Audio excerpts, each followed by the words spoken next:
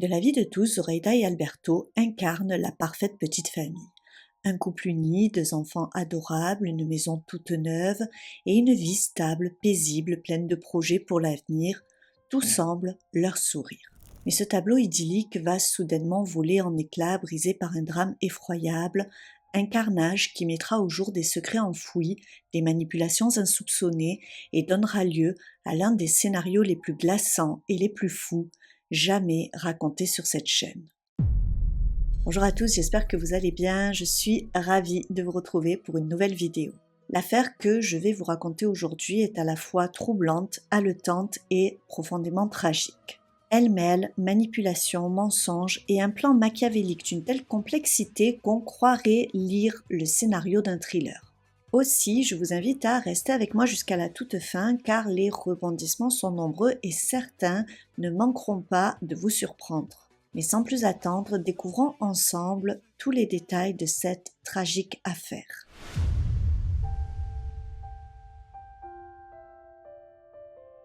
Tous deux d'origine portoricaine, Zoraida Bartolomé et Alberto Rolón forment un couple uni, soudé et très apprécié de leur entourage. Ensemble, ils élèvent deux petits garçons, Adriel et Diego, dans une maison familiale située à Roméoville, une ville paisible du comté de Will, dans l'Illinois, à une quarantaine de kilomètres au sud-ouest de Chicago. L'histoire d'amour entre Zoraida et Alberto commence très tôt. Zoraida, née en 1991, sort tout juste de l'adolescence lorsqu'elle tombe amoureuse d'Alberto, de 6 ans son aîné. C'est son premier amour et la relation prend rapidement une tournure sérieuse. Alberto est un jeune homme posé, travailleur et il partage avec Zoraida, que ses proches surnomment Zori, des valeurs solides centrées sur la famille, le travail et la stabilité. Alors, lorsque la jeune femme tombe enceinte à 22 ans, Alberto est comblé. En 2014, ils accueillent un petit garçon qu'ils décident de prénommer Adriel. 2 ans plus tard, en janvier 2016, c'est Diego qui vient agrandir la famille. Ils forment un foyer uni, les deux enfants grandissent dans un cadre affectueux et équilibré, entourés de parents présents, attentionnés et pleinement investis dans leur rôle. Zoraida est très attachée à ses proches, elle entretient des liens étroits avec sa mère, Lydia, sa sœur, Brianna, ainsi que son frère, non loin de chez elle. Cette proximité lui permet de rester entourée au quotidien, de bénéficier d'un cercle familial solide qui joue un rôle important dans son équilibre personnel. Sur le plan professionnel, Zoraida travaille comme contrôleuse qualité au sein d'une entreprise d'ingénierie spécialisée dans la fabrication de pièces mécaniques située à Glendale Heights, dans la banlieue ouest de Chicago. Elle y est très appréciée et fait preuve d'une grande rigueur ainsi que d'une discrétion qui reflète la manière dont elle mène sa vie. Alberto, lui, travaille de nuit pour un distributeur local de boissons alcoolisées. Il mène une vie simple, à l'image de nombreux couples de la classe moyenne. Chaque dépense est mûrement réfléchie, rien n'est laissé au hasard. Au quotidien, tout tourne autour de la famille, du travail et cette volonté commune de s'en sortir. Les débuts ne sont pourtant pas simples, notamment sur le plan financier. Issu de familles modestes, le couple doit faire face à d'importants prêts étudiants dont le montant cumulé avoisine les 26 000 $. C'est une charge lourde qui pèse durablement sur leur budget et les oblige à compter chaque centime durant les premières années. Mais grâce à leur travail acharné, à leur sérieux et à une gestion rigoureuse de leurs finances, ils parviennent peu à peu à remonter la pente. Et, au fil du temps, ils réussissent même à concrétiser l'un de leurs plus grands rêves, acheter une maison. Depuis le printemps 2023, ils vivent dans leur nouveau foyer, une jolie maison qu'ils ont achetée pour environ 25 000 $. À la rentrée de septembre 2023, Adriel et Diego découvrent leur nouvelle école et très vite, ils s'y intègrent sans difficulté. On les décrit comme des enfants gentils, polis, bien élevés, toujours respectueux, et ils sont rapidement très appréciés aussi bien par les enseignants que par leurs camarades. Adriel, l'aîné, est un petit garçon de 9 ans, plutôt timide au premier abord, mais lorsqu'on prend le temps de le connaître, on découvre chez lui un sens de l'humour bien développé, un trait de caractère qu'il tient très clairement de son père avec qui il entretient une relation fusionnelle. Il adore également les jeux vidéo, ce qui ne l'empêche pas de passer de longues heures à jouer avec son petit frère, notamment avec des blocs magnétiques, leurs figurines de collection ou encore autour de leur passion commune pour les dinosaures, les super-héros et Godzilla qu'ils adorent tous les deux. Les deux frères sont très proches et aiment passer du temps ensemble, que ce soit à la maison ou dehors. Ils apprécient particulièrement les terrains de jeu et le camping, des activités qu'ils partagent souvent en famille. Zoraida et Alberto, qui ont désormais 32 et 38 ans, sont fiers de ce qu'ils ont construit et heureux de pouvoir offrir à leurs enfants un cadre de vie stable, une maison chaleureuse et une vie de famille saine, pleine d'amour. Depuis leur arrivée dans le quartier, ils donnent l'image d'un couple discret qui ne se mêle pas trop aux autres, préférant rester entre eux. Les voisins les voient régulièrement entretenir leur jardin où ils partagent souvent des repas en famille. De la vie de tous, ils forment une jolie petite famille sans histoire. Un foyer simple et chaleureux. Et pourtant, rien ne laisse présager le terrible drame qui s'apprête à frapper cette paisible maison familiale.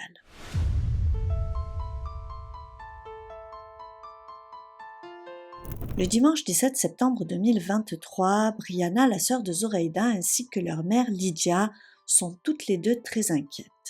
Depuis la veille au soir, elles n'ont plus aucune nouvelle de Zoraida, d'Alberto, ni même des enfants. Toute la journée, elles ont tenté de les joindre par téléphone, mais personne ne répond, ni sur le portable, ni sur le fixe. Et plus les heures passent, plus l'inquiétude grandit. La tension monte d'un cran lorsqu'elles apprennent qu'Alberto, qui devait se rendre plus tôt au travail ce matin-là, ne s'est pas présenté. Il n'a pas non plus donné le moindre signe de vie. Pour un homme sérieux comme lui, c'est extrêmement inhabituel. Alberto est du genre ponctuel, fiable, et il n'a jamais manqué un seul jour sans prévenir. Son absence soudaine est donc d'autant plus alarmante. En fin de journée, chacune de leur côté, Lydia et Brianna décident alors de contacter les autorités et de demander une vérification de bien-être, ce que l'on appelle aux États-Unis un welfare check. Très vite, une unité de police est envoyée sur place. À 20h43, les agents arrivent devant la maison familiale dans ce lotissement tranquille de Roméoville. Ils commencent par frapper à la porte, mais personne ne répond. De l'extérieur, tout semble silencieux, sans le moindre signe d'activité. Les policiers font alors le tour de la maison et passent par l'arrière de la propriété. Toutes les lumières sont éteintes et aucun mouvement n'est visible à l'intérieur. Mais en observant à travers la baie vitrée du salon, ils aperçoivent quelque chose d'anormal. La télévision est renversée, tout comme la table basse. Ce détail suffit à indiquer que quelque chose ne va pas. En s'approchant davantage, ils remarquent que la porte arrière n'est pas verrouillée. À travers la petite fenêtre adjacente, ils aperçoivent alors une image glaçante. 2 chiens sont étendus au sol, morts. À ce stade, ils ne comprennent pas ce qui a pu se passer. Tout est flou, il pourrait s'agir d'un cambriolage, d'un accident domestique ou pire. Ils ne savent pas si quelqu'un est encore en vie à l'intérieur, ni même si un danger est toujours présent dans la maison. Ils préfèrent donc ne prendre aucun risque et demandent immédiatement des renforts. Une fois les agents supplémentaires arrivés, ils prennent la décision de pénétrer dans la maison en passant par la porte arrière qui est déverrouillée. Aucun d'entre eux n'était prêt à l'horreur qu'ils allaient découvrir. À peine franchissent-ils le seuil qu'un des agents aperçoit un corps étendu dans le couloir. C'est Alberto. Il est déjà trop tard. Les policiers avancent prudemment dans la maison. La porte de la chambre parentale attire immédiatement leur attention. Elle est défoncée. Lorsqu'ils la poussent, la scène se précise. À l'intérieur, une seconde victime, Zoraida. Elle aussi est sans vie, allongée au sol. Ses mains sont encore posées sur son visage, comme si, dans un ultime réflexe, elle avait tenté de se protéger. Mais l'horreur ne s'arrête pas là. Dans le lit conjugal, il retrouve les 2 enfants, Adriel, 9 ans, et Diego, 7 ans. Les 2 petits garçons ont, eux aussi, été abattus sans pitié. À cet instant, l'équipe d'intervention, pourtant composée de policiers chevronnés, est profondément marquée par ce qu'elle vient de découvrir. La scène dépasse tout ce qu'ils ont pu voir jusqu'ici. Une famille entière qui semblait mener une vie ordinaire, fauchée dans l'intimité de son propre foyer, même pour des agents aguerris, le choc est immense. Une seule question demeure désormais: qui est à l'origine de ce carnage?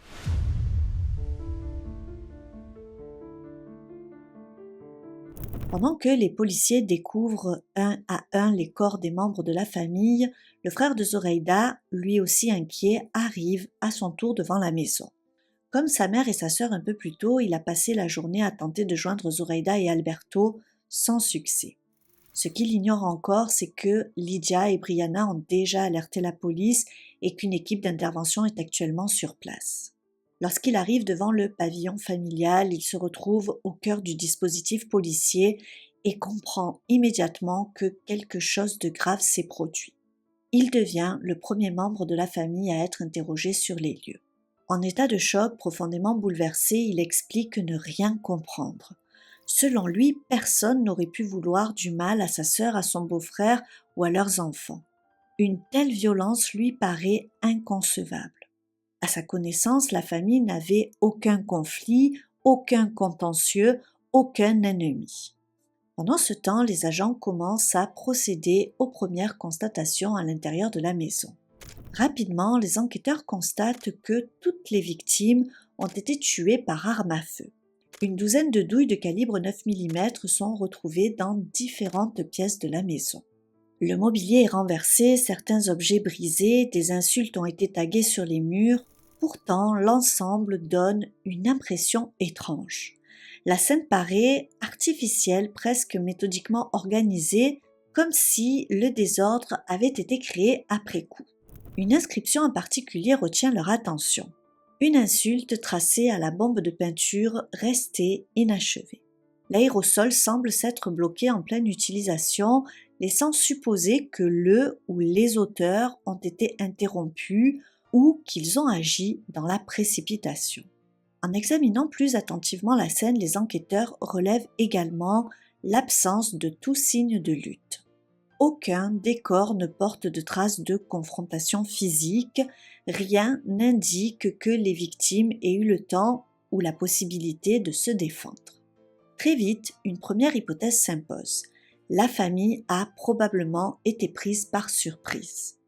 À partir de ces éléments, les policiers tentent de reconstituer le déroulé probable des faits.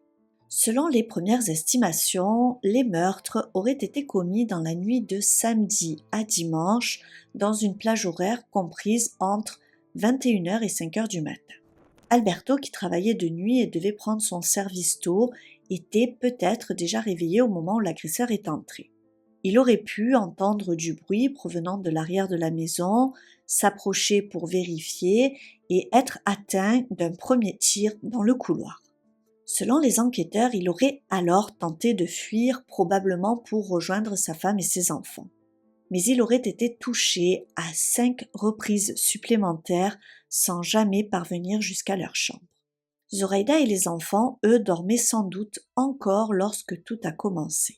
Réveillée par les premières détonations, Zoraida aurait eu le réflexe de se barricader dans la chambre parentale, vraisemblablement en la verrouillant avec ses enfants. Cela pourrait expliquer l'état de la porte retrouvée enfoncée par les policiers.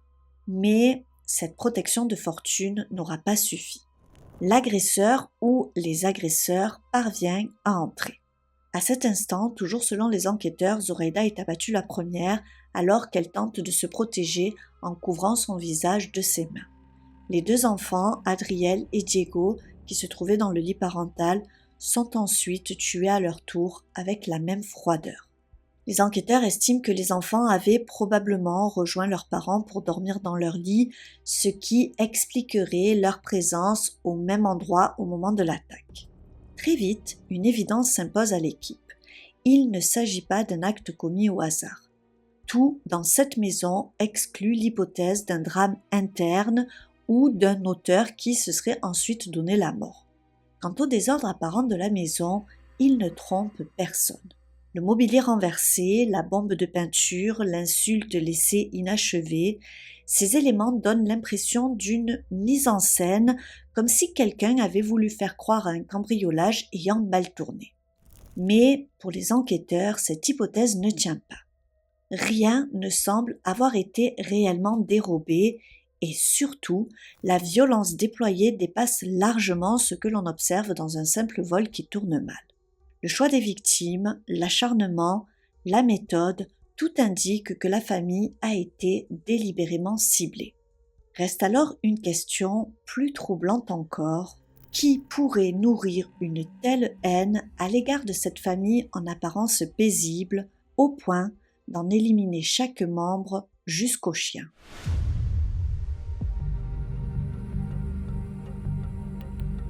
Pour les enquêteurs, l'enquête s'annonce difficile. Ils ne disposent pour l'instant d'aucun témoin, d'aucune caméra de surveillance directement orientée sur la maison et aucune piste concrète ne se dégage dans les premières heures. Ils interrogent les membres de la famille ainsi que plusieurs voisins, mais personne ne semble comprendre ce qui a pu se passer. Tous décrivent une famille discrète, aimante, sans histoire, et aucun élément ne laisse supposer qu'ils auraient pu être en danger. Sur les lieux du crime, les enquêteurs récupèrent les téléphones portables de Zoraida et d'Alberto, mais ils se heurtent rapidement à une contrainte technique. Les deux appareils sont verrouillés par un mot de passe et il leur faudra un peu de temps pour en obtenir l'accès. Ils sont donc envoyés pour expertise afin d'extraire les données, les messages, les historiques d'appels et toute autre information susceptible de faire avancer l'enquête. En attendant, comme aucune piste claire ne se dégage, ils décident d'aller voir du côté de leur travail. Ils se rendent donc sur les lieux de travail de Zoraida et d'Alberto dans l'espoir de trouver des informations utiles. Du côté d'Alberto, les collègues tombent des nues. Tous décrivent un homme discret, respectueux, bon père de famille, apprécié de ses collègues et toujours ponctuel. Personne ne comprend ce qui a pu lui arriver. Aucune tension récente, aucun conflit connu, rien n'évoque un risque ou une menace, c'est l'incompréhension totale. Du côté de Zoraida, les enquêteurs vont rapidement obtenir un indice capital. En interrogeant ses collègues, ils apprennent qu'elle avait, quelques semaines avant le drame, confié recevoir des messages anonymes menaçants. Un collègue précise qu'elle lui avait parlé de ces textos dès le mois de juin, soit environ 3 mois avant le quadruple meurtre. Ces messages, d'abord vagues, sont devenus progressivement plus inquiétants. Tous semblaient faire référence à une relation que Zoraida aurait entretenue avec un prestataire extérieur intervenant régulièrement dans l'entreprise, un certain Nathaniel. En poursuivant les entretiens avec d'autres employés, les enquêteurs comprennent rapidement que plusieurs personnes soupçonnaient Zoraida d'avoir une liaison avec ce fameux Nathaniel. Certains disent les avoir vus très proches au travail, d'autres parlent de sous-entendus, mais tous évoquent la même rumeur, Zoraida et Nathaniel entretenaient une relation plus qu'amicale. Pour les enquêteurs, une première piste se dessine enfin clairement. Il leur faut désormais comprendre qui est ce Nathaniel, quel lien exact il entretenait avec Zoraida et si ces messages menaçants pourraient être le point de départ du drame. Par chance, ce jour-là, Nathaniel Houé Jr. est présent sur le lieu de travail de Zoraida. Âgé de 32 ans, il dirige sa propre entreprise de sécurité privée et c'est dans ce cadre qu'il assure la sécurité au sein même de l'entreprise d'ingénierie où Zoraida travaille. Les enquêteurs décident donc de l'interroger immédiatement. Il ne passe pas par 4 chemins. Très rapidement, ils lui demandent s'il entretenait une liaison avec la mère de famille. Nathaniel semble d'abord hésitant, il cherche ses mots, comme s'il ne savait pas exactement quoi dire ni jusqu'où aller. Les enquêteurs lui indiquent qu'ils ont déjà en leur possession des messages échangés entre lui et la jeune femme et qu'il est donc inutile d'essayer de nier l'évidence. Les enquêteurs cherchent alors à clarifier sa situation personnelle. S'il a bien une relation avec Zoraida, était-il libre à ce moment-là ? Nathaniel confirme vivre avec une femme depuis 8 ans. Elle s'appelle Ermelinda Palomo. Il précise qu'ils ne sont pas mariés, mais qu'ils se considèrent comme pleinement engagés l'un envers l'autre. Il ajoute que Ermelinda est bien plus âgée que lui, elle a 18 ans de plus et qu'elle a eu des enfants, des filles adultes issues d'un précédent mariage, ainsi que plusieurs petits-enfants. Il explique qu'ils vivent tous ensemble dans la même maison, lui, Ermelinda et certains des enfants de celle-ci. Lors de cet échange, Nathaniel finit par reconnaître qu'il avait avec Zoraida une relation particulière qu'il qualifie de connexion spéciale. Il dit la considérer comme quelqu'un de précieux, allant même jusqu'à la décrire comme un ange et affirme avec insistance n'avoir jamais voulu lui faire de mal. Lorsque les enquêteurs l'interrogent plus précisément sur la nature de leur relation, il admet qu'il s'agissait d'une histoire récente, discrète, amorcée depuis quelques mois seulement, et que tous les deux avaient décidé d'y aller doucement sans se faire de plan précis pour l'avenir. Il explique que Zoraida n'était pas heureuse dans son couple tout en soulignant que son mari semblait être un homme gentil, très impliqué auprès de ses enfants, mais que ce qu'il partageait avec elle était d'un autre ordre, quelque chose de plus intime, plus profond, selon ses mots. Il assure n'avoir jamais proféré la moindre menace et affirme ne pas avoir de lien avec les événements tragiques survenus. Les enquêteurs lui demandent alors s'il accepte de leur remettre son téléphone afin d'accéder à l'intégralité des messages échangés entre lui et Zoraida et de donner son ADN. Mais Nathaniel refuse. Il dit que son téléphone contient des choses qu'il ne souhaite pas qu'il voie, il ne précise pas ce qu'il cherche à cacher, mais demande un peu de temps pour faire le tri et propose de remettre son téléphone plus tard dans la journée. À ce stade de l'enquête, les policiers ne disposent d'aucun mandat leur permettant de saisir l'appareil sans son accord. Ils sont donc contraints de compter sur sa coopération volontaire et n'ont d'autre choix que d'accepter son délai. Ils le mettent toutefois fermement en garde.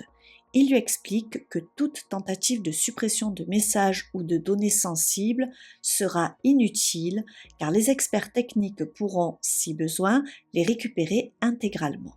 Nathaniel accepte alors de remettre son téléphone aux enquêteurs dans la journée, de se soumettre à un prélèvement ADN et de les autoriser à fouiller son SUV. Peu après, alors qu'ils inspectent son poste de travail, les enquêteurs mettent la main sur un mot manuscrit de Zoraida, soigneusement plié et dissimulé dans son casier personnel. Un court message écrit de sa main dans lequel elle confie à quel point il compte pour elle et à quel point elle l'aime. Une preuve selon les enquêteurs que malgré ce que Nathaniel affirme à propos d'une relation encore floue et récente, les sentiments de Zoraida semblaient bien plus engagés. Mais malgré ces démonstrations d'affection mutuelle, ils restent sur leur garde. Pour les enquêteurs, une chose est sûre, Nathaniel ne leur dit pas tout. Et, au fil des vérifications, des éléments troublants commencent à apparaître. Les collègues de Nathaniel rapportent que, quelques jours avant le drame, des tensions visibles étaient apparues entre lui et Zoraida au sein de l'entreprise. Le 14 septembre, soit seulement 2 jours avant le massacre, il aurait quitté son poste plus tôt que prévu, sans fournir la moindre explication. Un élément d'autant plus troublant qu'il ne reviendra pas travailler avant le lendemain du quadruple meurtre. Pour les agents en charge de l'enquête, même si Nathaniel affirme n'avoir rien à se reprocher, il devient peu à peu le principal suspect.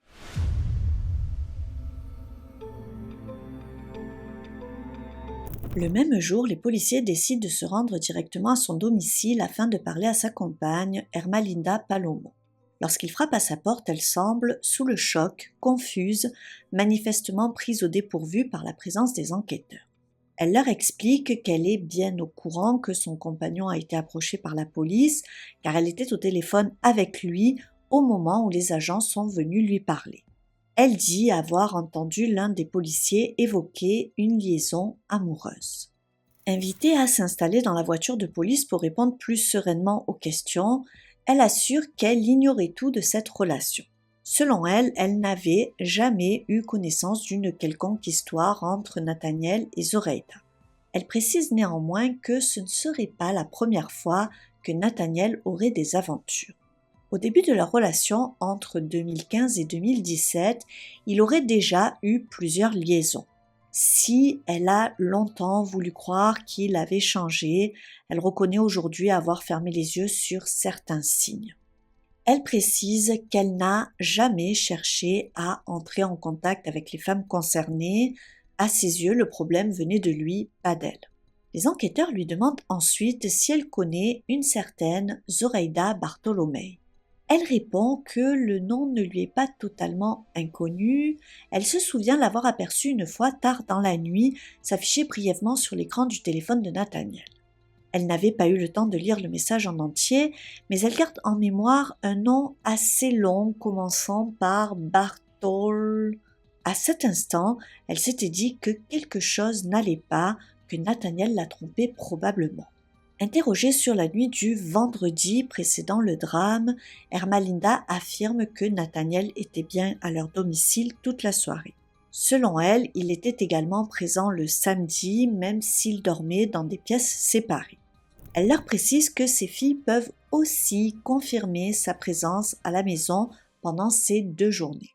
Lorsque les policiers lui demandent si elle pense que Nathaniel serait capable de commettre un meurtre, Ermalinda répond que, selon elle, non. Elle admet que Nate, comme il se fait appeler, peut avoir ses défauts, mais le décrit comme quelqu'un qui cherche toujours à apaiser les tensions, pas comme un homme violent ou impulsif. À ce stade, les enquêteurs la confrontent à l'un des éléments les plus troublants de leur enquête. Plusieurs messages anonymes et menaçants ont été envoyés à Zoraida via des applications de messagerie comme TextNow. Ils lui expliquent qu'ils vont tenter d'en retracer l'origine et lui demandent si certains de ces numéros pourraient être liés à elle. Ermalinda nie catégoriquement. Elle affirme n'être liée à aucun de ces comptes et assure n'avoir aucun rapport avec les messages envoyés. Mais plus l'échange progresse, plus son discours paraît fragile, parfois même confus. Lorsqu'on lui demande de détailler précisément l'emploi du temps de Nathaniel durant le week-end du drame, sa version reste vague. Elle explique que le vendredi soir, ils étaient tous les deux à la maison, ils auraient bu en quantité, puis se seraient endormis chacun de leur côté, Nathaniel dans le garage, elle dans sa chambre. Elle précise qu'il dort régulièrement là-bas sur un simple canapé parce qu'il s'y sent plus à l'aise, même si l'espace n'est pas réellement aménagé pour y passer la nuit. Le samedi matin, selon elle, il se serait réveillé avec une forte gueule de bois. Nathaniel lui aurait proposé de sortir prendre l'air. Il serait passé chez Jersey Mike's pour manger quelque chose avant de rentrer à la maison. Elle explique être retournée se coucher dans l'après-midi sans pouvoir donner d'horaire précis ni garder un souvenir très clair de la chronologie. Elle affirme à plusieurs reprises ne pas avoir quitté la maison ce jour-là, bien qu'elle admette que certaines choses lui échappent. Elle ne sait plus très bien à quelle heure elle s'est endormie ni combien de temps elle a dormi. Elle mentionne qu'à un moment, l'un de ses enfants lui aurait demandé si elle s'était réveillée durant la nuit car quelqu'un aurait été entendu en train de crier ou de parler dans son sommeil. Elle affirme ne rien avoir entendu cette nuit-là. Elle suppose alors que cela venait peut-être de Nathaniel qui aurait parlé en dormant. Mais sa fille lui aurait répondu que Nate ronflait bruyamment au point que tout le monde dans la maison l'avait entendu, d'autant plus que la porte du garage était restée ouverte. Interrogée sur la journée du dimanche, elle explique s'être levée avec Nathaniel vers 9h du matin. Elle raconte qu'ils ont parlé de choses banales, lessive, courses et de quelques dépenses à prévoir. Elle lui aurait même demandé un soutien financier qu'il aurait accepté. Selon elle, il serait ensuite resté à la maison toute la journée avant de se coucher vers 21h. Le lundi matin, chacun serait parti travailler de son côté comme si de rien n'était. Les enquêteurs, pourtant, perçoivent de nombreuses zones d'ombre dans son récit. Elle répète à plusieurs reprises que Nathaniel était là, que ses filles peuvent confirmer, mais certains détails sonnent faux.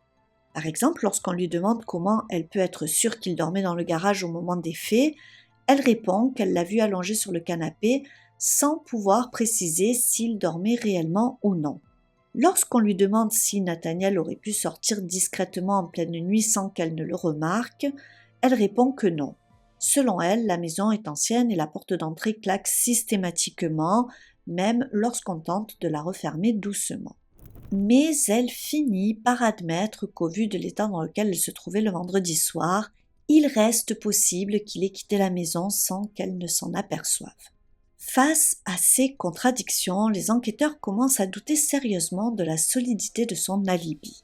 Ermelinda, elle, maintient qu'elle dit la vérité. Elle affirme ne pas couvrir Nathaniel et ne voit aucune raison pour laquelle il y aurait menti. Pourtant, au fil des échanges, les incohérences se multiplient et son témoignage perd en crédibilité.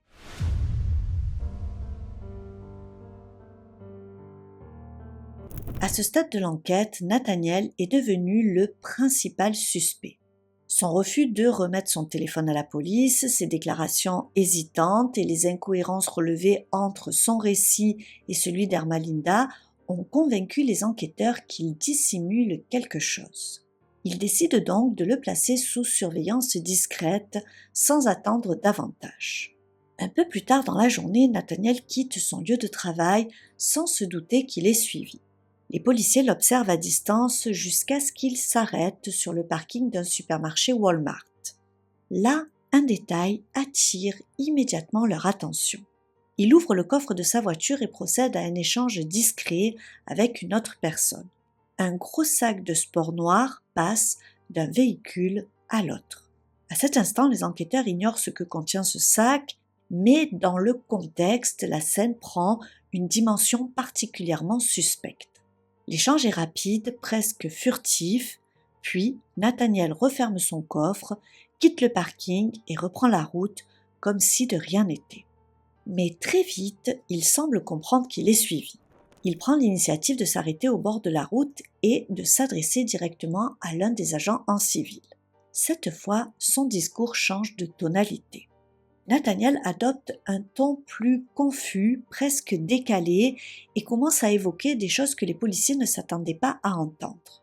Il leur dit qu'il reçoit lui aussi des messages étranges depuis un moment, des messages menaçants envoyés par des gens qu'il ne connaît pas. Il évoque même la piste d'un cartel mexicain et d'une mafia bulgare sans développer davantage, et il va jusqu'à suggérer que des personnes auraient trafiqué son téléphone par des moyens high-tech qui lui échappent. Son récit est décousu, vague, teinté de paranoïa. Il parle de menaces, de manipulations, de pressions extérieures, mais sans jamais donner de nom ni fournir le moindre élément concret. Pour les enquêteurs stupéfaits, le discours de Nathaniel devient de plus en plus délirant. Son comportement les conforte dans leur intuition, quelque chose ne tourne pas rond. Il lui demande donc de venir au commissariat le lendemain, le 19 septembre, pour un interrogatoire plus formel. Le lendemain matin, le 19 septembre, Nathaniel est attendu au commissariat pour un interrogatoire formel. Mais alors que les enquêteurs s'apprêtent à le recevoir, il ne se présente pas. À sa place, ce sont les enfants d'Ermelinda qui se rendent au poste de police et ce qu'ils viennent déclarer va immédiatement faire basculer l'enquête.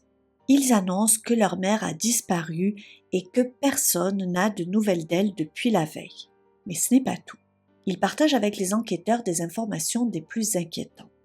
Selon l'une des filles d'Ermelinda, cela faisait déjà plusieurs semaines que le comportement de Nathaniel avait changé.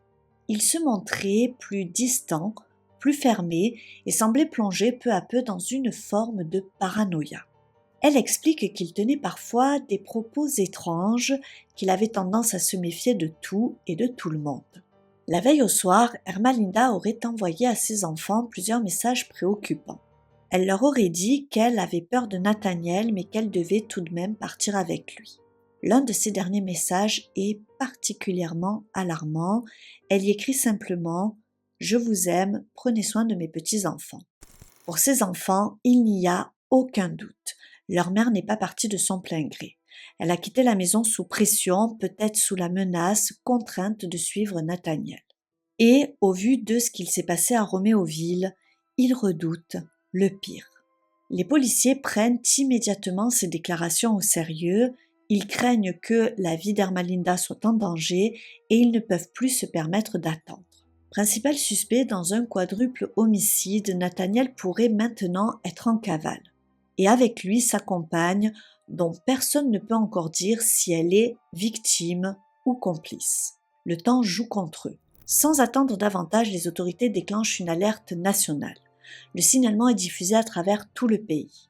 Dès le lendemain, les visages de Nathaniel et d'Ermelinda sont transmis aux forces de l'ordre, aux services de douane, aux aéroports, mais aussi aux médias et au grand public. Il faut les localiser au plus vite, car désormais, une autre vie est peut-être en danger.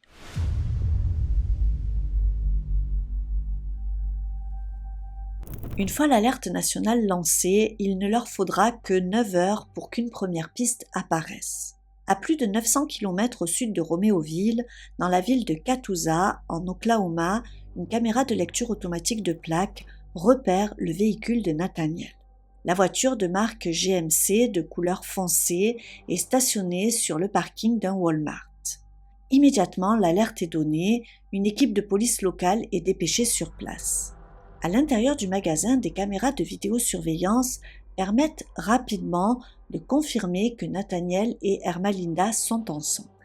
Mais ce que montrent les images surprend les enquêteurs.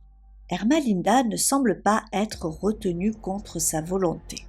Au contraire, elle marche main dans la main avec Nathaniel, tous deux souriants, visiblement détendus, aucune tension apparente, aucun signe d'agitation ou de détresse. Ils se déplacent calmement dans les rayons et achètent plusieurs articles, dont un téléphone prépayé, de la teinture pour cheveux, ainsi que des produits cosmétiques. Lorsqu'ils quittent le magasin et reviennent sur le parking, une policière qui a été informée de leur présence s'apprête à les interpeller. Elle active les feux et la sirène de son véhicule pour signaler sa présence. Mais dès que Nathaniel entend la sirène retentir, il prend immédiatement la fuite. Une course-poursuite s'engage aussitôt. Les deux véhicules prennent la direction de l'Interstate 44, une autoroute traversant l'État. Quelques kilomètres plus loin, le GMC de Nathaniel, roulant à vive allure, percute un autre véhicule et s'encastre violemment dans la barrière centrale. L'impact est brutal. Le SUV est très endommagé et la portière côté conducteur est bloquée. Les agents de police arrivés en quelques secondes n'ont pas le temps d'intervenir. Le véhicule prend feu. Alors qu'ils s'approchent de la voiture en feu, des coups de feu retentissent depuis l'intérieur de l'habitacle. Une tension extrême s'installe. Les agents parviennent à extraire Ermelinda qui se trouve sur le siège passager. Elle est grièvement blessée par balle mais encore vivante. Elle est immédiatement transportée en urgence absolue vers l'hôpital le plus proche. Pendant ce temps, le feu continue à se propager dans l'habitacle. Les policiers tentent désespérément de secourir Nathaniel coincé côté conducteur. Ils brisent la vitre à l'aide de balles en caoutchouc, mais ils arrivent trop tard. À l'intérieur, Nathaniel a été mortellement blessé, il s'est tiré une balle dans la tête et les agents ne peuvent que constater son décès. Quelques heures plus tard, Ermelinda succombe elle aussi à ses blessures à l'hôpital. Même pour des enquêteurs expérimentés, le dénouement laisse un goût amer. Tout laisse penser que Nathaniel a tué sa compagne avant de mettre fin à ses jours dans une fuite désespérée.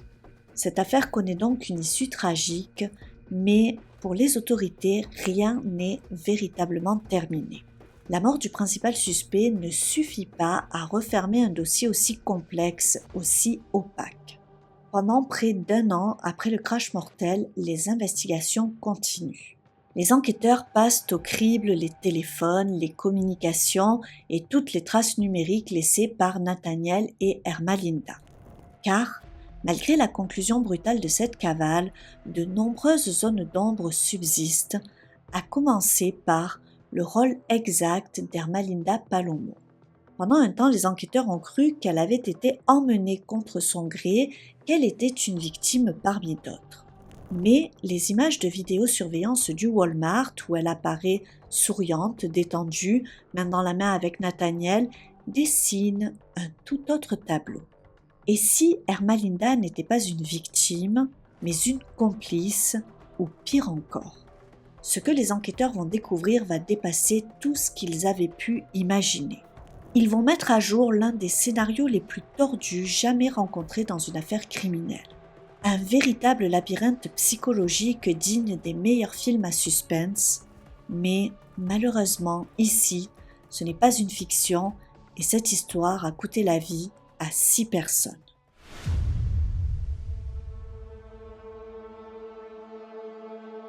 Pour comprendre ce qui a mené à cette terrible tragédie, il faut remonter plusieurs années en arrière et se pencher de plus près sur la relation entre Nathaniel et Ermelinda. Car derrière les apparences d'un couple soudé et discret se cache une dynamique bien plus complexe. En 2015, Nathaniel a 24 ans lorsqu'il rencontre Ermelinda, alors âgée de 42 ans, de 18 ans son aînée. À ce moment-là, elle a déjà vécu plusieurs vies, elle a été mariée par le passé, a élevé 5 enfants et est même déjà grand-mère. Certains de ces enfants ont d'ailleurs pratiquement le même âge que Nathaniel. Et pourtant, entre eux, le courant passe très vite. La relation, d'abord inattendue pour leur entourage, devient très vite sérieuse. Ils se fiancent puis décident d'aménager ensemble. Ils s'installent dans la maison d'Ermelinda, dans l'Illinois, où vivent encore certains de ses enfants, notamment les plus jeunes, mais aussi quelques-uns de ses petits-enfants présents de manière régulière. Même si, en apparence, tout semble se passer pour le mieux entre eux, la réalité de leur relation est bien différente. Avec le temps, Nathaniel se montre volage. Il trompe Ermelinda à plusieurs reprises avec plusieurs femmes différentes. Pendant des années, Ermelinda ne lui dit rien, mais elle n'est pas dupe. Et c'est en 2021, après environ 6 ans de relation, qu'elle décide d'agir. À ce moment-là, un basculement silencieux s'opère chez elle et elle commence à mettre en place un scénario de manipulation extrêmement élaboré. Installée devant son ordinateur portable, elle crée une série de faux profils sur différents réseaux sociaux. Elle ouvre plusieurs comptes sous différents pseudonymes sur Instagram, Snapchat, Facebook et Twitter. Son objectif est clair, se faire passer pour quelqu'un d'autre afin de piéger son compagnon. Ce procédé porte un nom, le catfishing. Il s'agit d'une technique de manipulation en ligne qui consiste à créer une fausse identité numérique pour tromper, séduire ou manipuler une personne à son insu. Dans le cas d'Ermelinda, son intention est claire, convaincre Nathaniel de cesser de la tromper. Très vite, elle commence à surveiller ses moindres faits et gestes. Dans son historique de navigation, on trouvera plus tard des recherches telles que « Comment suivre son petit ami ?» « Existe-t-il une appli pour surveiller mon mari sans qu'il le sache ?» ou encore « Comment savoir quand quelqu'un lit mes messages ?» Puis, ces recherches prennent une tournure plus technique. Ermelinda commence à s'intéresser au dark web. Elle tape des requêtes comme « Qu'est-ce que le dark web ? Comment l'utiliser en toute sécurité ?» Peu à peu, elle explore cet univers opaque, difficile d'accès et largement méconnu. Pour cela, elle télécharge Tor, un navigateur spécifique permettant d'accéder à des sites invisibles via les moteurs de recherche classiques. Le navigateur Tor, acronyme de The Onion Router, est un outil de navigation anonyme conçu pour masquer l'identité numérique de l'utilisateur et permettre l'accès à des services cachés dont beaucoup se trouvent sur le dark web. Une fois connectée à cet univers parallèle, Ermelinda commence à télécharger des logiciels espions conçus pour surveiller une personne à distance sans qu'elle ne s'en rende compte. Elle installe ces outils sur les appareils de Nathaniel afin de suivre ses déplacements, lire ses messages, accéder à ses données personnelles et contrôler son activité en ligne à tout moment. Petit à petit, elle tisse sa toile, créant autour de Nathaniel un environnement numérique totalement piégé où elle surveille sans relâche ce qu'il fait, ce qu'il dit et avec qui il échange.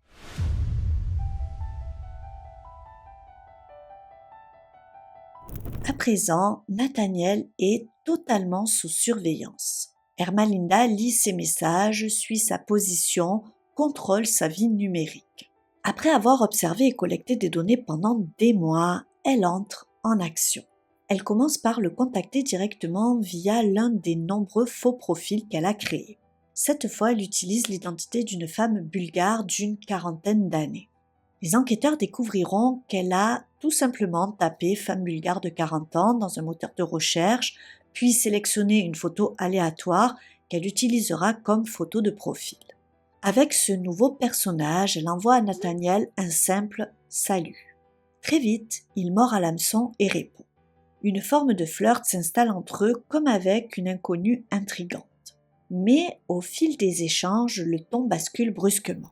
La prétendue femme bulgare lui révèle que son mari serait lié à la mafia bulgare et que Nathaniel se trouverait désormais dans le viseur d'une organisation criminelle. Elle affirme qu'il est étroitement surveillé et que sa vie est en danger et qu'il doit obéir à tout ce qu'on lui dira sans poser de questions. Pris de court, Nathaniel pense d'abord à une mauvaise plaisanterie, mais il déchante rapidement lorsque son interlocutrice lui révèle des informations personnelles qu'elle n'est pas censée connaître. De plus en plus inquiet, il finit par lui demander si elle ne serait pas en train de le faire chanter. La réponse est directe, oui, tout à fait. Et l'enquête va révéler que c'est précisément à ce moment-là qu'elle décide de passer à l'étape suivante de son plan.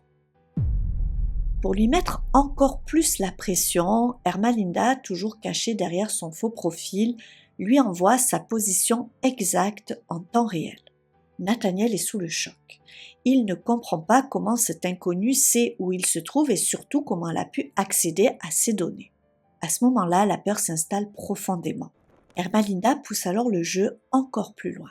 Elle lui explique que cette femme bulgare est en réalité une hackeuse professionnelle affiliée à la mafia, capable d'accéder à tous les aspects de sa vie, messages, localisation, contacts, photos. Elle affirme qu'il n'a aucun secret pour elle et qu'il ne peut lui échapper d'aucune façon. Nathaniel, désorienté et paniqué, accepte de coopérer, pensant agir sous la menace directe d'une organisation mafieuse internationale. Ancien addict, tout ce stress le fait replonger dans la drogue, plus précisément dans la poudre blanche. Ce qu'il ne sait pas, c'est que tout est faux. Il ne parle pas à une mafia ni à un cartel, mais à sa propre compagne, cachée derrière l'écran, tirant toutes les ficelles. Et cela va durer des mois.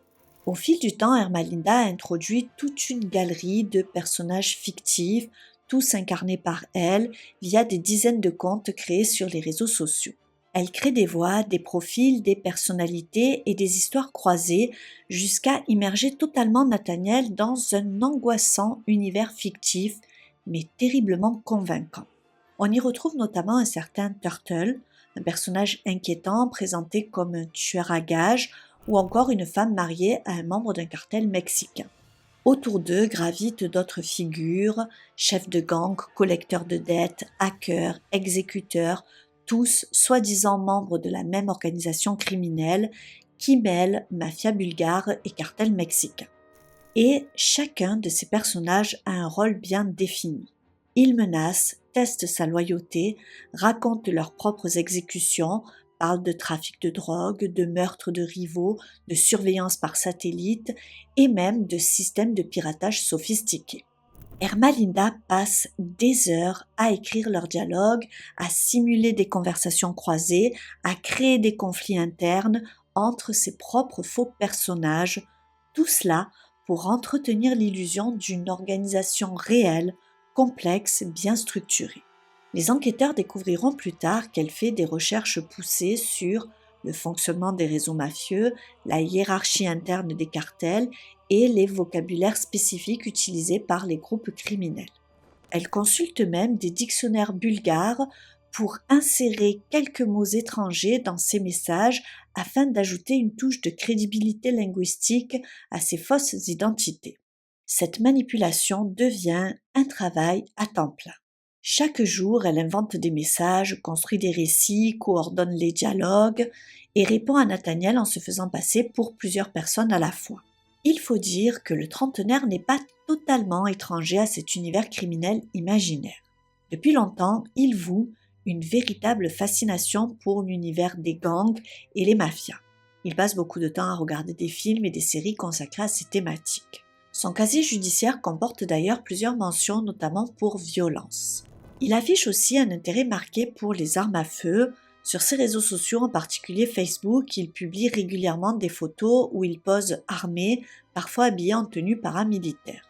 Autre élément préoccupant, bien qu'il fasse l'objet d'une interdiction légale de détenir des armes à feu, Nathaniel continue malgré tout à en posséder. Dans l'esprit d'un homme aussi instable, cette mise en scène méticuleusement orchestrée par Ermelinda fait mouche. Nathaniel se retrouve piégé dans une réalité parallèle où il pense être surveillé, menacé et progressivement enrôlé dans un réseau criminel international. Un univers totalement fictif, mais parfaitement crédible à ses yeux, qui va le mener au pire.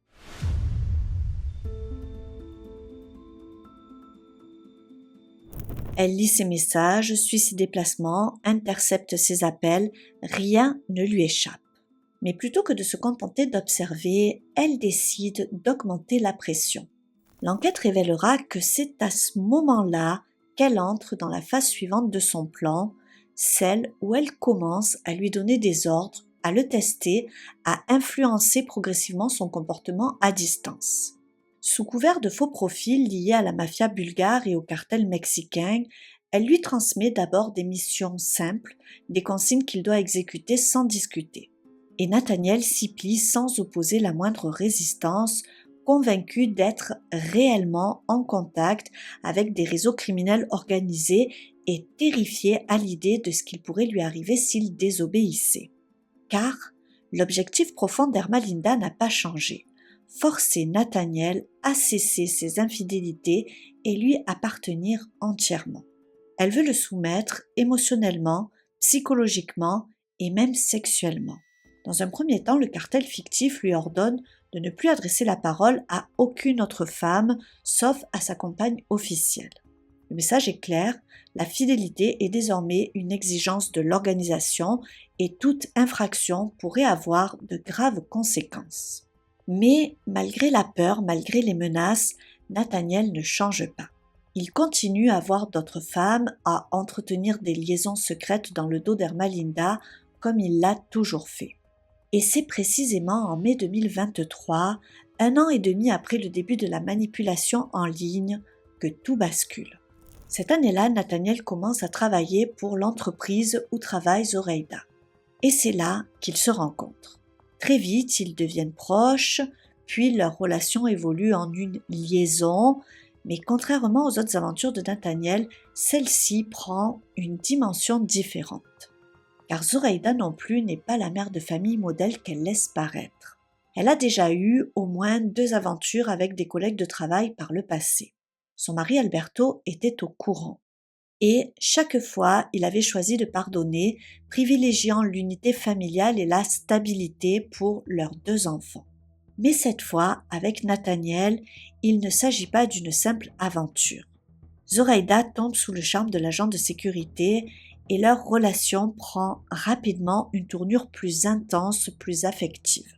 Elle lui envoie des messages remplis de tendresse. « Tu comptes tellement pour moi, je crois que tu ne réalises pas à quel point je t'aime. » Elle parle même de lui à ses collègues en évoquant leur histoire comme celle d'un couple maudit, des Roméo et Juliette modernes, 2 âmes sœurs impossibles à réunir.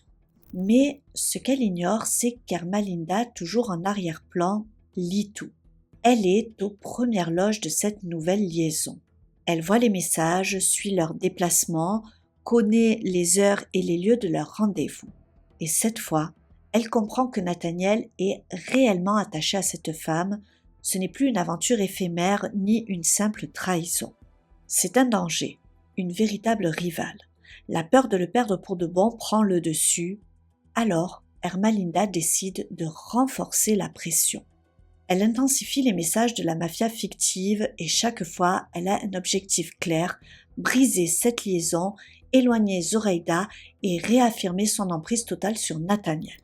Elle commence par lui envoyer des messages anonymes. Nous savons pour ton aventure, tu dois y mettre fin immédiatement. Ensuite, tu dois arrêter de parler à toutes ces femmes, tu dois mieux traiter ta femme. Puis, le ton change. Les messages deviennent plus intrusifs, plus personnels. Ils finissent par prendre une tournure intime jusqu'à lui ordonner « Tu dois avoir des relations sexuelles avec ta femme. Si tu ne peux pas être intime avec Ermalinda, la tristesse la consumera. Tu dois la faire jouir. » Mais cette fois encore, Nathaniel ne se plie pas.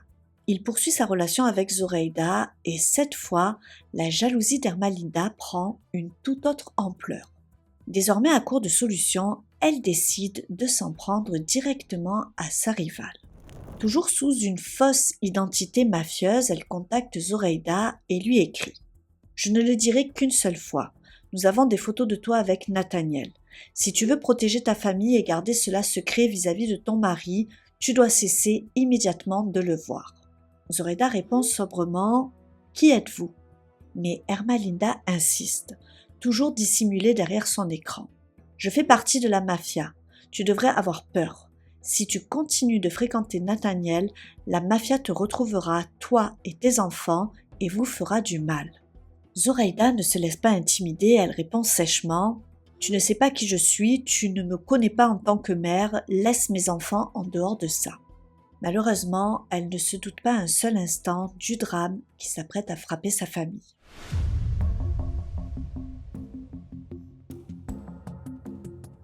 Après avoir échoué à faire peur à Nathaniel, puis à intimider Zoraida, Ermalinda tente une nouvelle approche.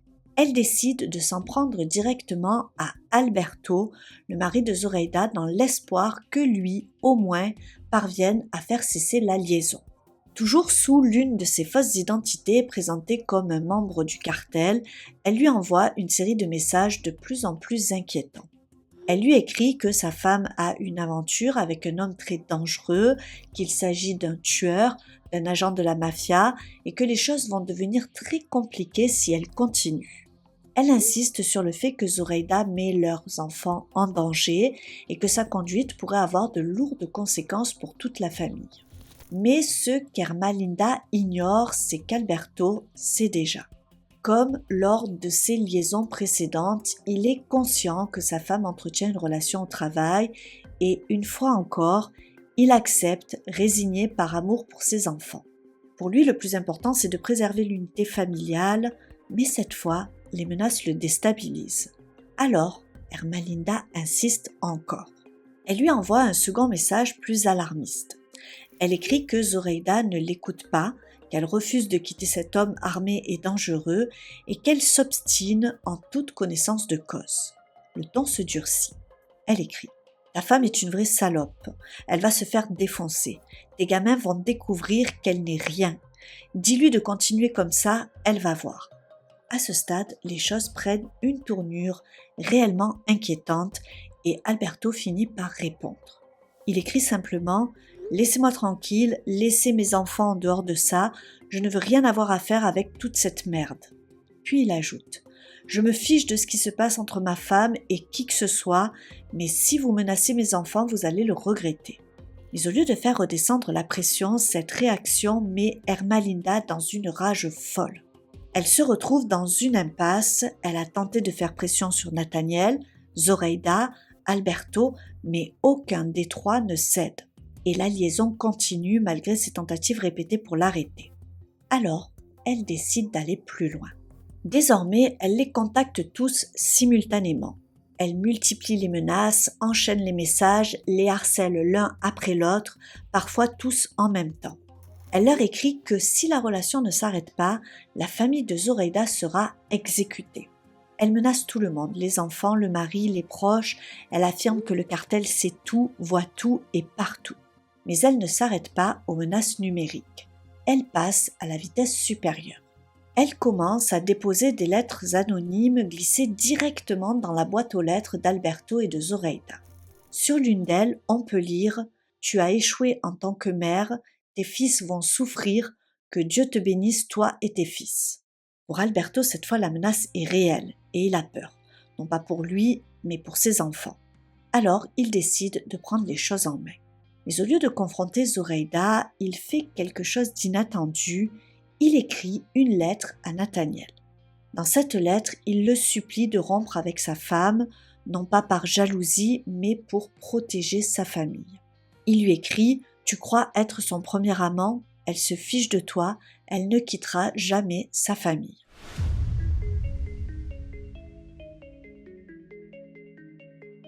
À ce stade, la pression exercée par Ermelinda sur Nathaniel atteint son paroxysme. Des mois de manipulation, de menaces répétées, de messages croisés envoyés par ces faux profils mafieux ont fini par l'user psychologiquement. Et désormais, il reçoit même une lettre envoyée par le mari de sa maîtresse. Peu à peu, Nathaniel commence à craquer. L'enquête révélera qu'il entre alors dans un état de paranoïa aiguë. Il est convaincu d'être constamment observé, écouté, pisté. Il pense que des membres de la mafia bulgare ou du cartel mexicain savent exactement où il est, ce qu'il fait, avec qui il parle et même ce qu'il pense. Terrifié, il commence à modifier son environnement. Il colle du ruban adhésif noir sur la caméra de sa sonnette, sur les diodes lumineuses de sa télévision et sur tous les voyants électroniques de la maison, persuadé qu'on le regarde à travers chaque lumière ou capteur. Et si par malheur un membre de la famille retire un des rubans, il explose de colère, persuadé qu'on compromet sa sécurité. Mais la détérioration de son état mental ne s'arrête pas là. Parallèlement, il se met à consommer de plus en plus de poudre blanche, ce qui aggrave fortement sa paranoïa. Son jugement se brouille, ses pensées deviennent confuses, irrationnelles, violentes. Progressivement, il perd pied. Et le jeudi 14 septembre 2023, tout bascule. Ce matin-là, Nathaniel reçoit un nouveau message toujours émis par l'un des faux profils tenus par Ermelinda. Cette fois, le message est clair et brutal. Il y aurait une taupe autour de lui, quelqu'un qui le trahit depuis le début. Et cette taupe, selon le message, n'est autre que Zoraïda. Ermelinda, toujours cachée derrière son écran, lui fait croire que Zoraïda est une espionne, qu'elle n'a jamais été sincère et qu'elle est avec lui uniquement pour le cadre d'une mission chargée par la mafia de le surveiller, le piéger, puis le tuer. Pour Nathaniel déjà instable, c'est un coup fatal à sa raison. Il est dévasté, complètement désorienté, et dans son esprit tout semble soudain cohérent. Zoraïda est entrée dans sa vie récemment, elle lui pose beaucoup de questions, cherche à le voir fréquemment, et il a l'impression qu'elle l'aime trop vite. Dans sa paranoïa, il voit désormais des signes partout. Ermelinda pousse alors le piège à son maximum. Elle ne se contente plus de semer le doute, elle lui donne des instructions précises. Elle lui écrit que s'il veut survivre, il doit tuer Zoraïda. Mais pas seulement elle. Elle lui dit que toute la famille doit disparaître. Le mari, les enfants, personne ne doit rester.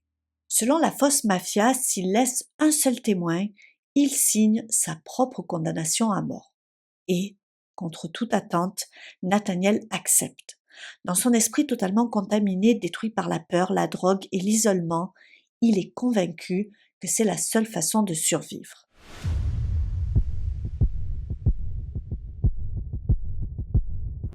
Dans les jours qui suivent, Nathaniel se prépare minutieusement à passer à l'action. Plus rien d'autre ne semble compter. Nathaniel passe ses journées à échanger avec Turtle, le tueur à gages fictif, l'une des nombreuses identités d'Ermelinda. Ensemble, ils planifient minutieusement le crime à venir. À travers des dizaines de messages, ils analysent le domicile de Zoraïda et Alberto, étudient la configuration des lieux, identifient les angles morts, repèrent les caméras de sécurité et tracent un plan détaillé.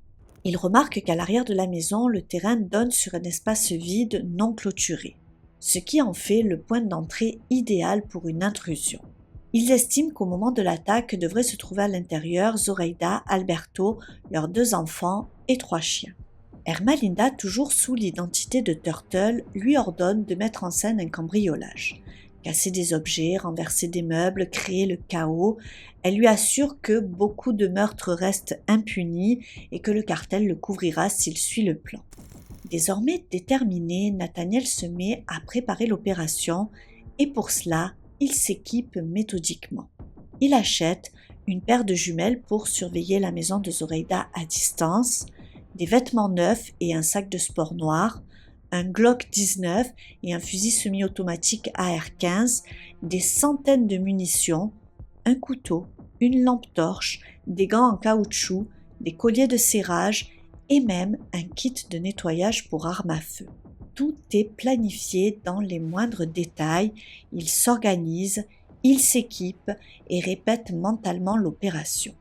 Durant toute cette phase de préparation, Ermelinda reste présente à chaque étape. Non seulement sait-elle dissimuler derrière l'identité de Turtle qui le guide, le pousse, le rassure, mais elle va encore plus loin. Elle l'accompagne physiquement pour effectuer certains achats, elle ne parle presque pas, elle observe et veille à ce que rien ne soit laissé au hasard. Le 17 septembre 2023, Nathaniel, toujours poussé dans l'ombre par Ermelinda, décide de mettre son plan à exécution. Cette nuit-là, dans la maison familiale de Roméoville, tout le monde dort. Zoraida, Alberto et leurs deux fils, Adriel et Diego, sont tous réunis dans la même chambre. Ce soir-là, comme cela arrivait parfois, les deux garçons ont eu du mal à s'endormir et leurs parents ont accepté qu'ils dorment avec eux dans le lit conjugal. Aux alentours de 3 heures du matin, Nathaniel arrive dans le quartier. C'est Ermelinda qui est au volant. Elle reste dans la voiture stationnée à proximité, tandis que Nathaniel, à côté d'elle, attend en silence pendant 40 longues minutes. À 3h40, il décide d'agir. Il descend du véhicule et se dirige à l'arrière de la maison. Arrivé à la porte, il brise une fenêtre, simulant ainsi une effraction. Le bruit réveille Alberto qui quitte la chambre pour se rendre dans la cuisine. Là, il tombe nez à nez avec l'amant de sa femme. Nathaniel ouvre le feu. La première balle le rate et Alberto prend la fuite, tentant de rejoindre sa femme et ses enfants pour les protéger. Mais, dans le couloir, Nathaniel le rattrape et lui tire dessus à 5 reprises. Alberto s'effondre. Il meurt avant d'avoir pu atteindre sa famille. Dans la maison, c'est le chaos. Les 3 petits chiens de la famille aboient, courent, paniquent. Nathaniel tire sur l'un d'entre eux. L'animal meurt sur le coup.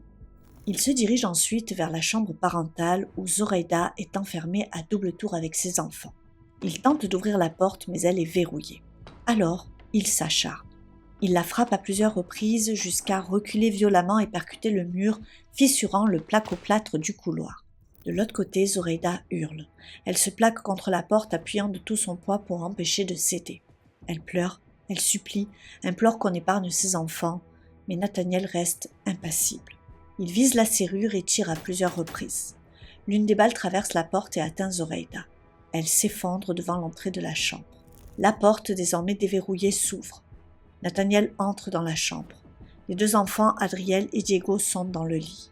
On suppose qu'ils sont réveillés, terrifiés, et qu'ils viennent d'assister à la mort de leur mère.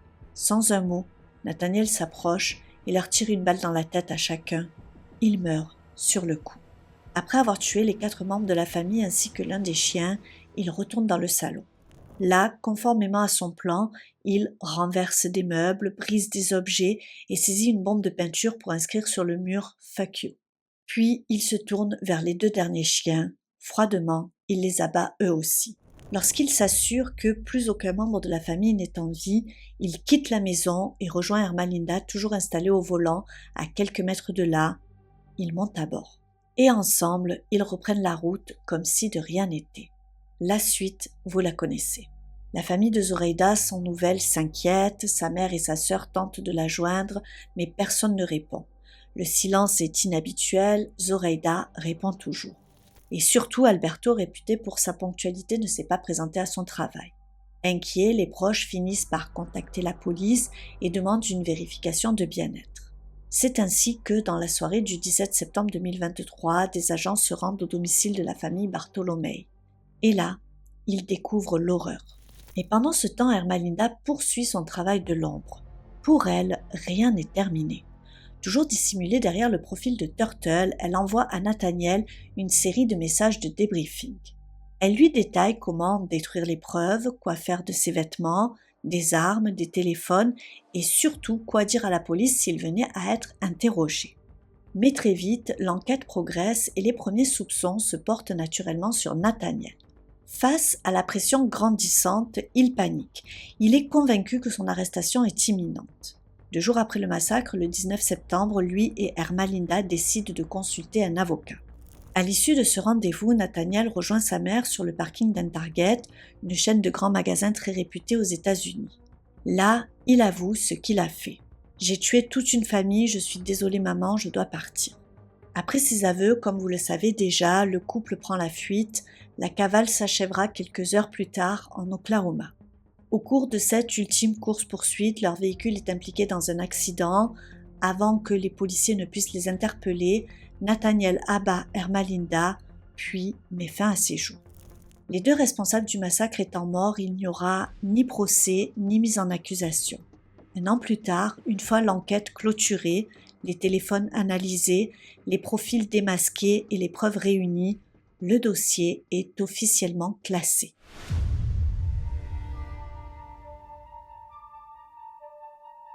Ce qui rend cette affaire si glaçante, ce n'est pas seulement le nombre de victimes, c'est le tragique absolu de la situation.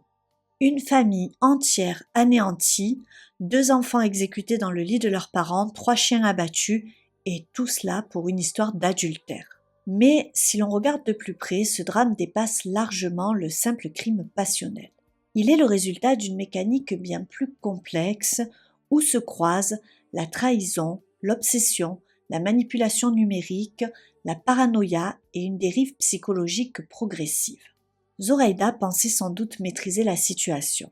Elle connaissait les règles tacites de son couple, Alberto lui avait déjà pardonné à 2 reprises, elle pensait pouvoir tromper son mari sans détruire le noyau familial. Elle croyait probablement que ce qui se passe au travail reste au travail et que sa vie de famille pouvait rester intacte malgré ces écarts. Ce qu'elle n'avait pas anticipé, ce n'était pas la réaction de son mari, mais celle d'une autre femme, blessée, humiliée, obsédée par la peur d'être remplacée, Ermelinda.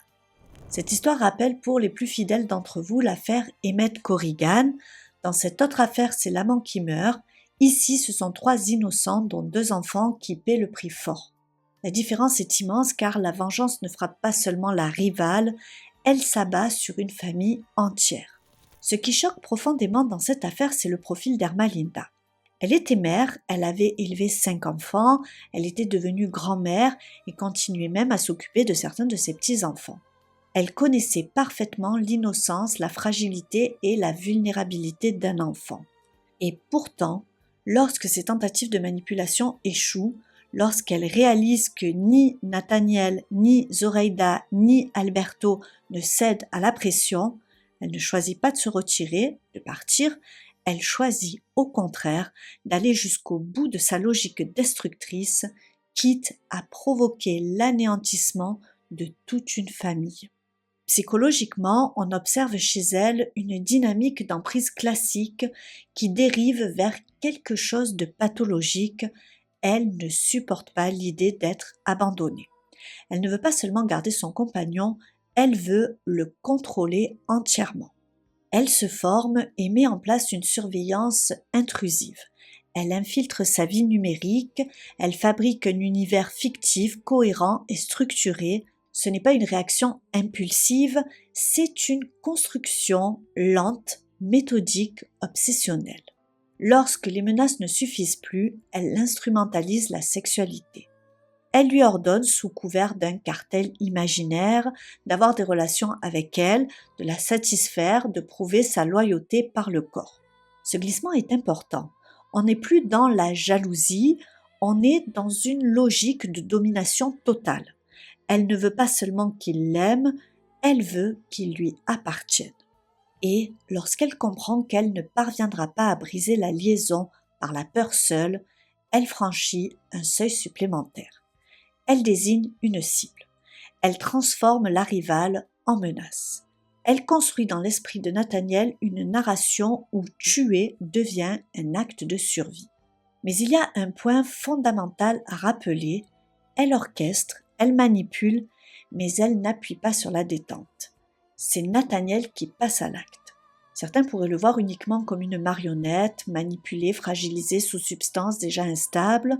Il est vrai que la consommation de poudre blanche peut accentuer des troubles paranoïaques, amplifier les peurs, réduire la capacité de discernement. Il est aussi vrai que l'emprise psychologique répétée peut altérer le jugement. Cependant, même si Ermelinda orchestre tout dans l'ombre, ce n'est pas elle qui appuie sur la détente.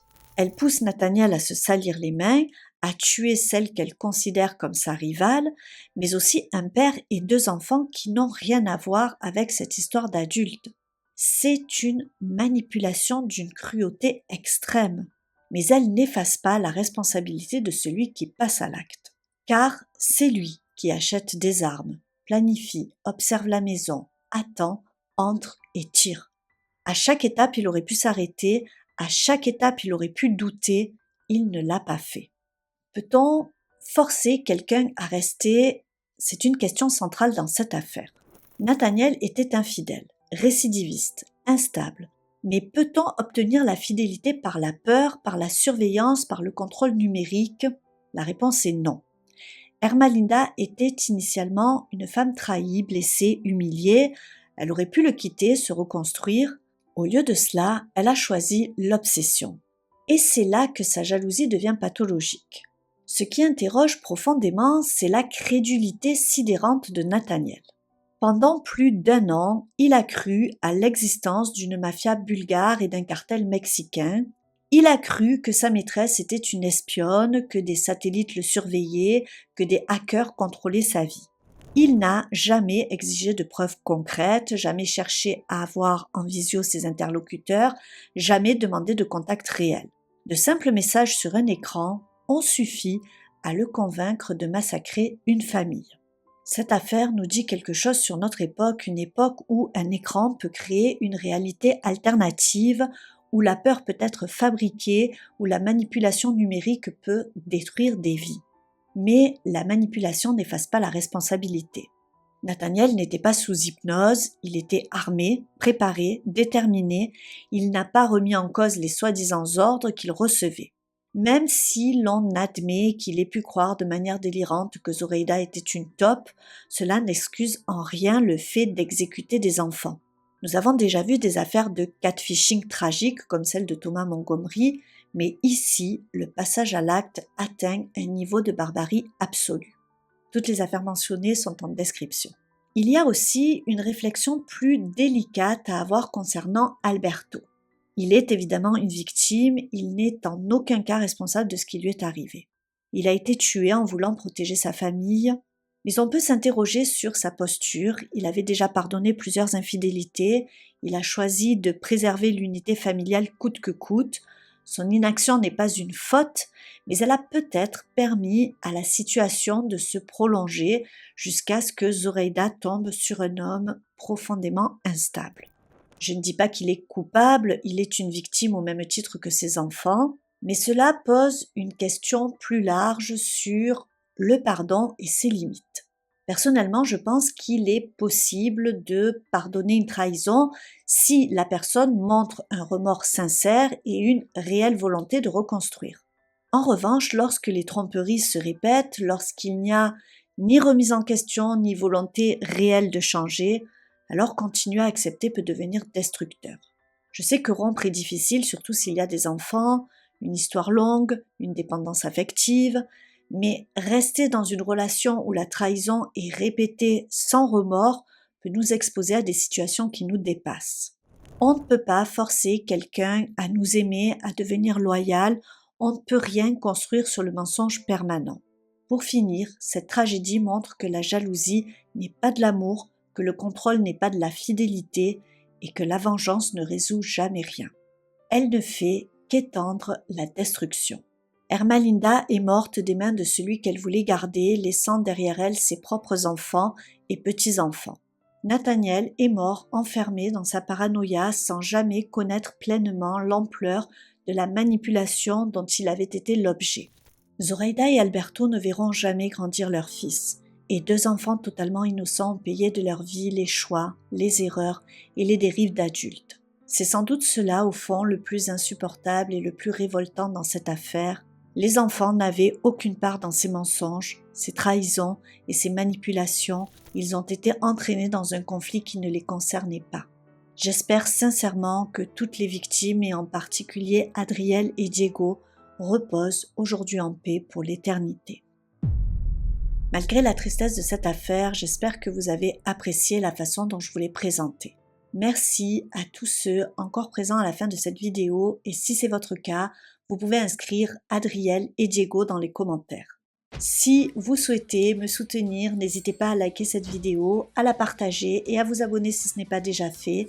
Moi je vous dis à très vite pour une nouvelle histoire criminelle sur la chaîne, mais jusque-là surtout, restons prudents!